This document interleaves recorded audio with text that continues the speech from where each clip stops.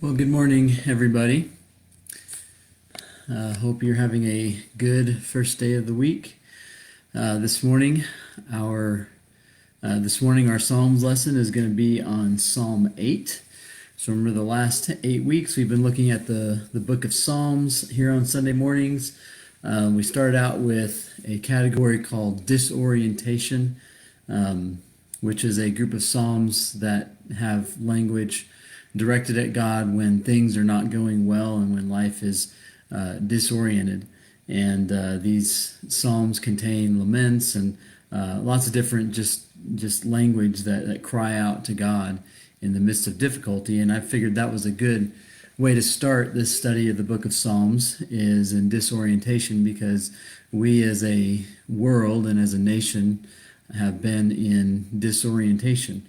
And we're still not reoriented, if you will. Well, then we moved into new orientation, which is the language for God when things are getting better and when things are getting fixed. And we can look back and we can speak to God about how He has come through and how He has acted. Well, now we're going to end this study with orientation. And orientation, remember, is just when things are going well.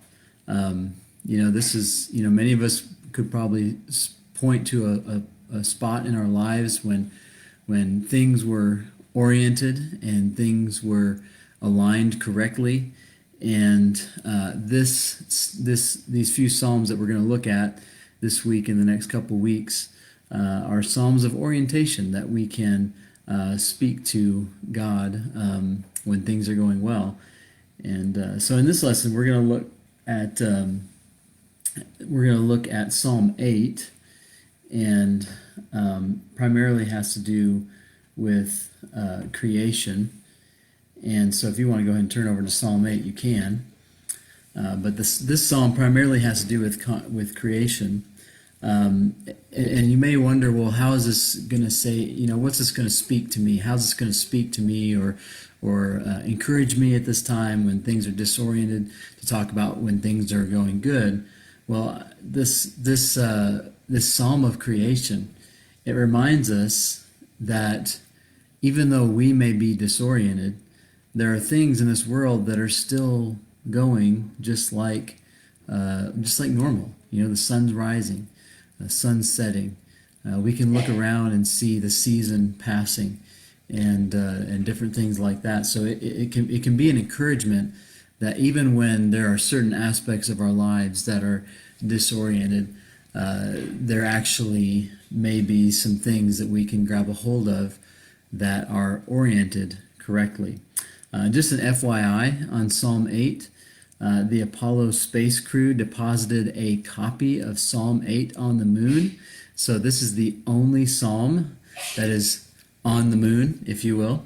And it's really fitting, because this psalm seems to be written in response to a beautiful moonlit sky that is aglow with stars. And that's what this psalm is really about. So let's go ahead and read this psalm, Psalm 8.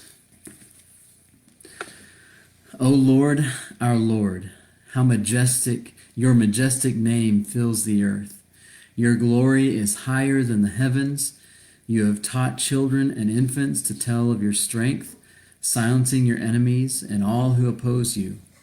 When I look at the night sky and see the work of your fingers, the moon and the stars you set in place, what are mere mortals that you should think about them, human beings that you should care for them? Yet you made them only a little lower than God and crowned them with glory and honor. You gave them charge of everything you made, putting all things under their authority: the flocks and the herds and all the wild animals, the birds in the sky, the fish in the sea, and everything that swims the ocean currents. O Lord, our Lord, your majestic name fills the earth.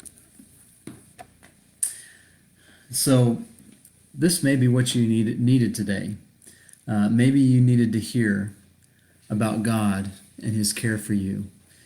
Even though He created this beautiful, infinite universe, and He Himself is infinite and unfathomable, he still cares for you and me. And guess what? He gave us a responsibility to care for his creation that we live in. That is just so jaw-dropping to me. And so if this psalm doesn't do anything else for you, my hope is that you let this psalm be a reason for hope.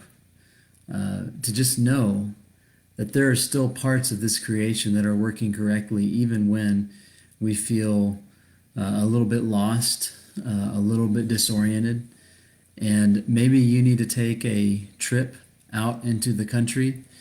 If you live in Grants, that's easy. You can drive up on the mountain at twilight and catch a glimpse of the stars, catch a glimpse of the moon, look at the trees growing and the grass on the ground, and just look at all the parts of creation that are still working in the way that God intended them to work.